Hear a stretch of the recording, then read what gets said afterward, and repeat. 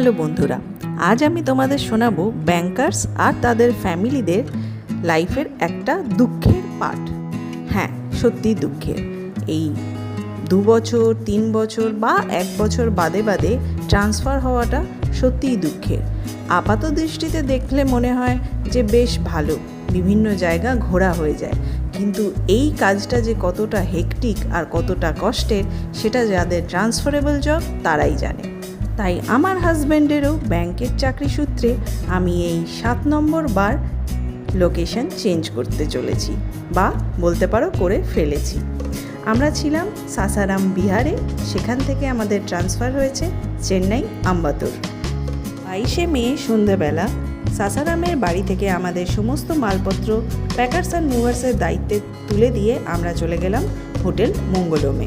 Hello বন্ধুরা, দেখতে দেখতে সাসারামে 1 বছর কাটিয়ে দিলাম। চলে এলো এই সাসারাম ছেড়ে চলে যাওয়ার সময়।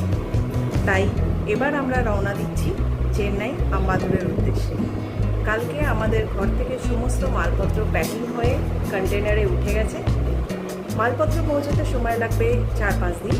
তাই আজকে আমরা সাসারামে একটা রাত হোটেলে কাটিয়ে চলে যাচ্ছি বেনারস এয়ারপোর্টে।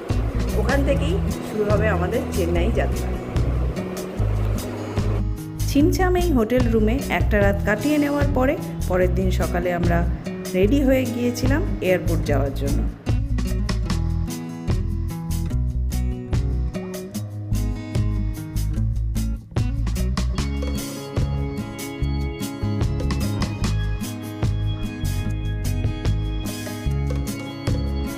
তারিখ সকাল 9:30টায় আমরা সাসারাম ছেড়ে বেরিয়ে পড়লাম বেনারস এয়ারপোর্ট যাওয়ার উদ্দেশ্যে।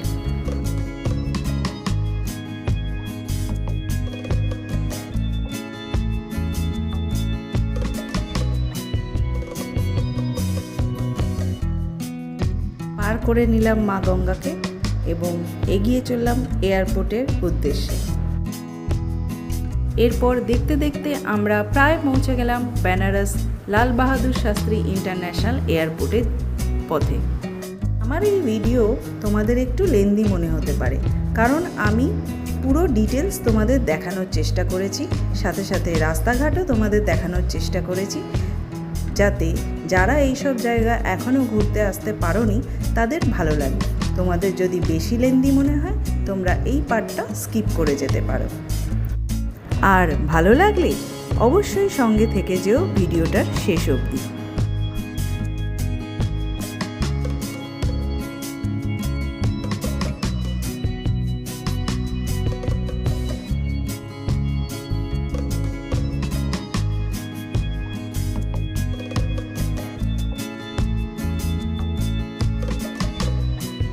আর এই যে দেখো, আমরা পৌঁছে গেলাম লাল বাহাদুর শাস্ত্রী ইন্টারন্যাশনাল এয়ারপোর্টে।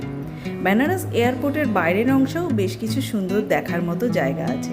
চলো ধীরে ধীরে তোমাদের সবটাই দেখিয়ে দিচ্ছি। এয়ারপোর্টের এন্ট্রি গেটে মানে ডিপার্চার গেটের কাছে রয়েছে এত সুন্দর একটা গার্ডেন, যেখানে রয়েছে লাল বাহাদুর শাস্ত্রীজির একটা মূর্তি এবং একটা চরকা। এছাড়াও রয়েছে আরও অনেক কিছু।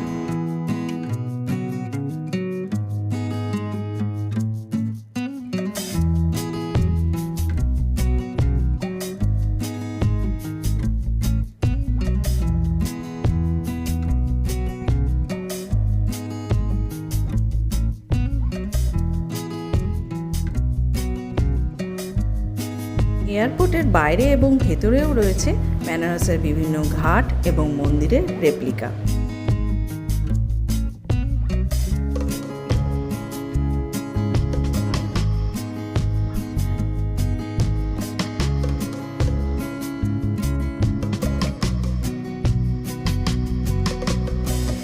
এয়ারপোর্টের ভেতরে ঢুকে কিছু ফটোশ্যুট করে আমরা এগিয়ে চললাম চেক ইন কাউন্টারের দিকে।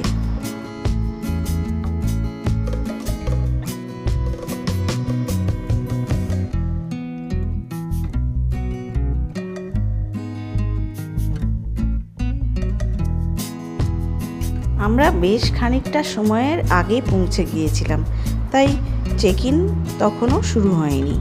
তাই ভাবলাম কিছু খাওয়া দাওয়া করে নিই।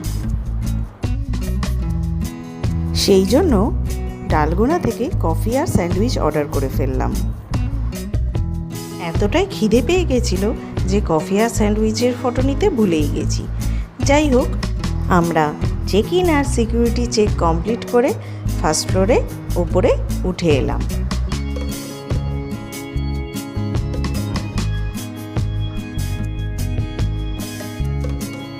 আমাদের ফ্লাইট ছিল বিকেল 5:10, তাই খিদে পেয়ে গেল। যথারীতি কি আর করি, সাউথ ইন্ডিয়া যাচ্ছি আর ধোসা খাবো না, তাই শুরুই করলাম ধোসা দিয়ে।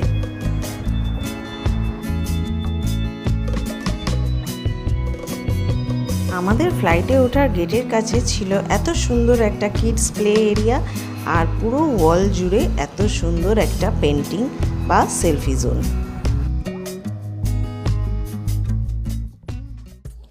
এবার আমরা এগিয়ে চললাম আমাদের ফ্লাইটে চড়ার উদ্দেশ্যে। এই হলো আমার টিকিট, আর এবার চলো ফ্লাইটে ওঠা যাক।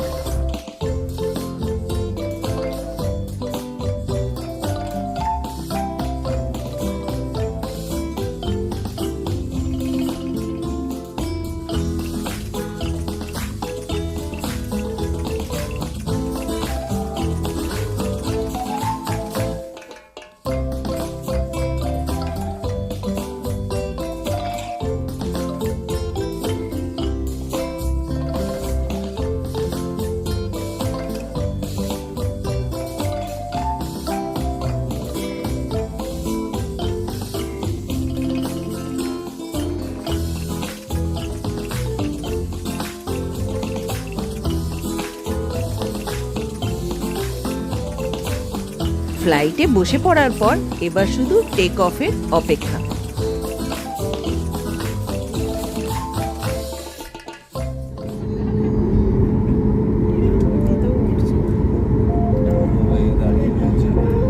আমাদের ফ্লাইট এবার এগিয়ে চলল রানওয়ের দিকে।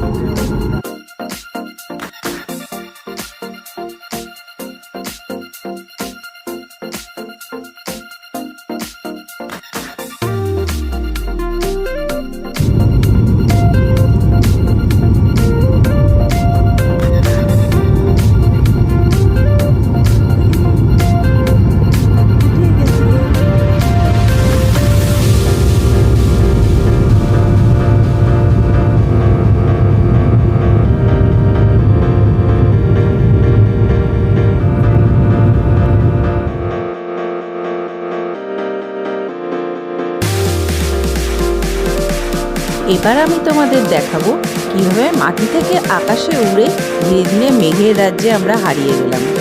ফ্লাইটে আমি প্রথমবার চাপিনি ঠিকই, কিন্তু এই দৃশ্য যতবারই দেখি বারবারই মনে হয় যেন পেঁজা তুলোর পাহাড়ে রয়েছে, আর এই পাহাড়ের ওপর লাফিয়ে পড়লেই কী না আনন্দ হবে। যত সময় এগোচ্ছিল আকাশের চেহারাও তত পাল্টাচ্ছিল। ফ্লাইটের ভেতর থেকে সানসেট দেখার আনন্দও উপভোগ করলাম।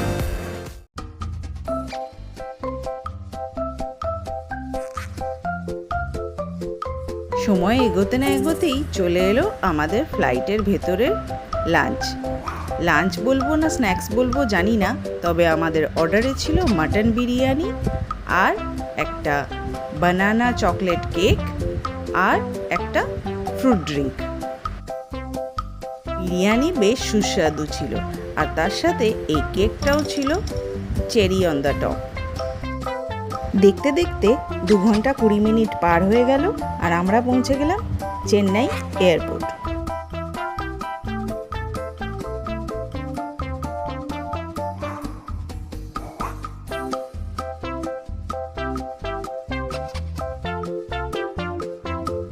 চেন্নাই এয়ারপোর্ট ডোমেস্টিক অ্যারাইভাল গেটের 4 নম্বর দিয়ে আমরা এগিয়ে চললাম বাইরের পথে।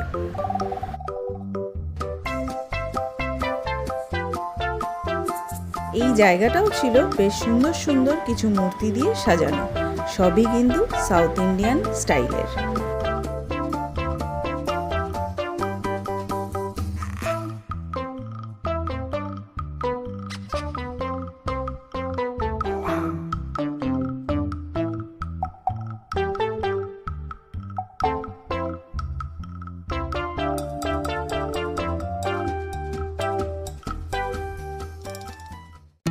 চেন্নাই এয়ারপোর্ট থেকে বেরিয়ে যে কোনো রকমের প্রাইভেট গাড়ি ধরতে গেলে তোমাদের এই রকম ব্যাটারি চালিত গাড়িতে করে একটা পার্কিং লটে নিয়ে যাওয়া হবে। এই ব্যাটারি সার্ভিস গাড়িগুলো কিন্তু একেবারেই ফ্রি রাইড। এয়ারপোর্টের গেটের সামনে যাতে কোনো রকমের গাড়ির ভিড় না হয় সেই জন্যেই এই ব্যবস্থা। আর এই গেট দিয়েই মাল্টি লেভেল কার পার্কিংয়ের দিকে যাওয়া যায়, যেখান দিয়ে যে কোনো রকমের ট্যাক্সি তোমরা পেয়ে যাবে। ব্যাটারি অপারেটেড গাড়ি আমাদের এনে নামালো এই মাল্টি লেভেল কার পার্কিংয়ে। এখানে দাঁড়িয়েই আমরা ট্যাক্সি বুক করে নিলাম এবং সেকেন্ড ফ্লোর থেকে আমরা ট্যাক্সি নিয়ে নিলাম। আর এই দেখো, চেন্নাইতে পৌঁছতেই আমাকে ওয়েলকাম জানালো অঝোর ধারায় বৃষ্টি। এতটাই জোরে বৃষ্টি নামলো যে গাড়ির সামনের সিটে বসেও আমি বাইরের দৃশ্য কিছুই তুলতে পারিনি। তাহলে অগত্যা এই ব্লগটাকে আমি এখানেই শেষ করছি। তোমাদের কথা দিচ্ছি পরবর্তী ব্লগে চেন্নাইয়ের আরও সুন্দর সুন্দর জায়গা তোমাদের আমি দেখিয়ে দেব।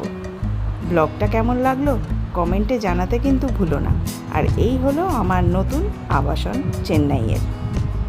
তাহলে আজকের মতো চলি, দেখা হবে পরের ব্লগে। টাটা।